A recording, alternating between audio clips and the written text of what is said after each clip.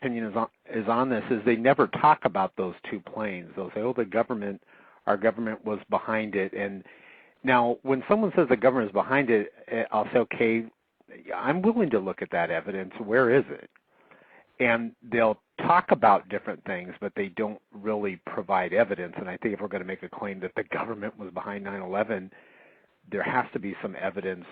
But have you noticed that, D-Man, that what they'll do is a lot of them will, the 9/11 truthers as they're called, will talk about, how it was an inside job, quote unquote. And I'm willing to look at that evidence. I would be highly interested. If anyone's listening and wants to call in, the number's right there on the page. But they never bring up the two planes hitting the building.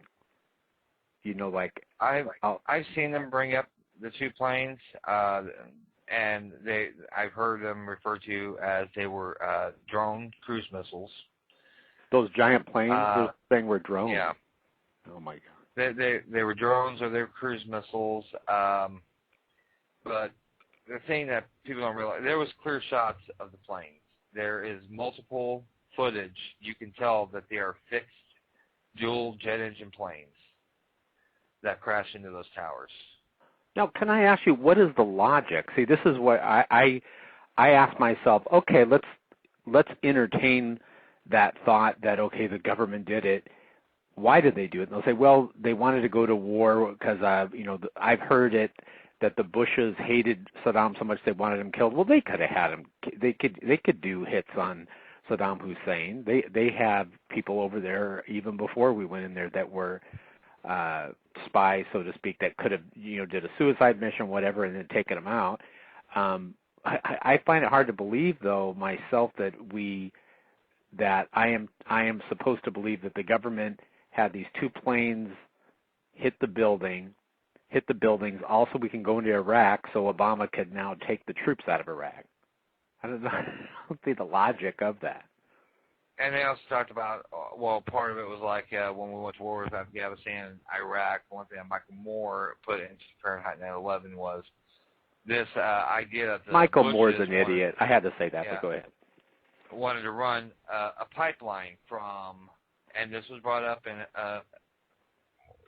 one of their meeting stuff, of running a pipeline from Iraq to Afghanistan. But the thing that Michael Moore failed to mention was, if anybody's going to watch a Michael Moore film like Fahrenheit 9/11, there is another side to that called Fahrenheit 9/11, which shoots down Fahrenheit 9/11. So if we're going to look at one piece of propaganda, look at another piece of propaganda, and the truth is usually somewhere in the middle.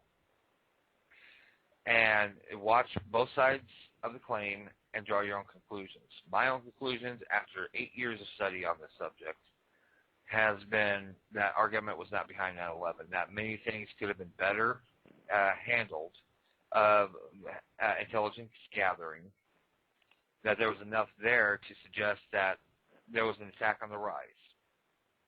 They knew what the plan was, that they had planned to fly planes into buildings in New York, especially the World Trade Center.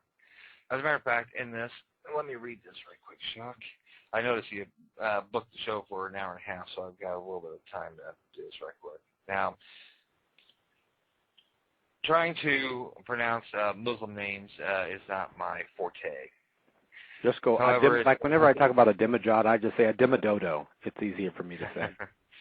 All right. I'll give you the time, actually, from about third paragraph down.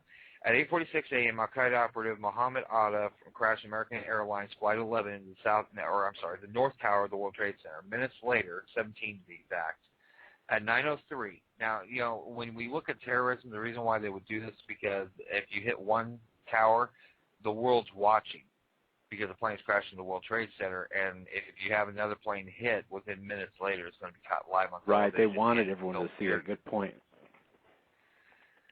United Airlines Flight 175, piloted by another member of Al-Qaeda, flew into the South Tower at 9:03. At 9:38 a.m., a third hijacked plane, United Airlines Flight 77, crashed into the Pentagon. The fourth hijacked plane, United Flight 93, and yes, we all remember Flight 93, went down into a field in Pennsylvania and actually that's incorrect information that my sister typed out here. A field, it was 80 miles outside of Pennsylvania. Half an hour later, at 10:06 a.m., that's when Flight 93 went down.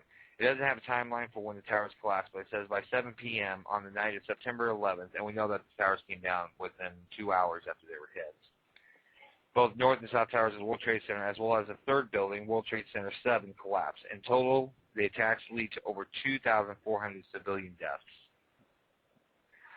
The plan for the 9/11 attacks was hatched in 1998 by Khalid Sheikh Mohammed. Mohammed and accomplice Ramzi Youssef had been plotting to blow up 11 commercial airliners in a plan called Operation Bojinka, which was uncovered by Filipino authorities in early 1993. Youssef was apprehended and imprisoned for the plot, and Mohammed fled to Pakistan. 5 years later, Mohammed revised his plan, focusing on the World Trade Center and the Pentagon. Initially, Al-Qaeda denied responsibility, but later bin Laden admitted involvement. Right. Now, in 2000, go ahead. In 2001, it was believed that Al-Qaeda operatives were responsible for 3 more terrorist attacks on the U.S. personnel in the Middle East. The attacks on the Cobra Towers in 1996, the U.S. embassies in Kenya and Tasmania in 1998, and the USS Cole in 2000. Actually, I believe the USS Cole was 1999. Had made Al-Qaeda and its leader, Sheikh Osama bin Laden, household names. Yet, despite the notoriety, no one was prepared for the attacks on September 11th. Since that day in 2001, Americans have seen the world differently. As President George W. Bush quoted in the Frederick Post on September 12, 2001, stated, "Today our nation saw evil. Thousands of lives were suddenly ended by evil, despicable acts of terror." You know, I also go ahead. Speaking of that, I have the actual words, the text on September 11, 2001, right after the terrorist attacks on New York and Washington. And here's what Bush said. I'll go ahead and read it.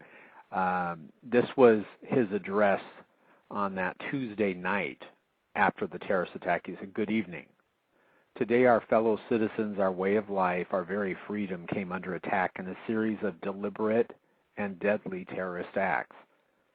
The victims were in airplanes or in their offices, secretaries, businessmen and women, military and federal workers, moms and dads, friends and neighbors. Thousands of lives were suddenly ended by evil, despicable acts of terror. The pictures of airplanes flying into buildings, fires burning, huge structures collapsing have filled us with disbelief, terrible sadness, and a quiet, unyielding anger. These acts of mass murder were intended to frighten our nation into chaos and retreat, but they have failed. Our country is strong. A great people has been moved to defend a great nation.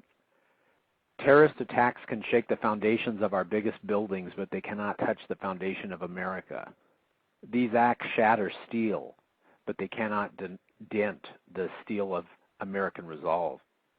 America was targeted for attack because we are the brightest beacon for freedom and opportunity in the world, and no one will keep that light from shining.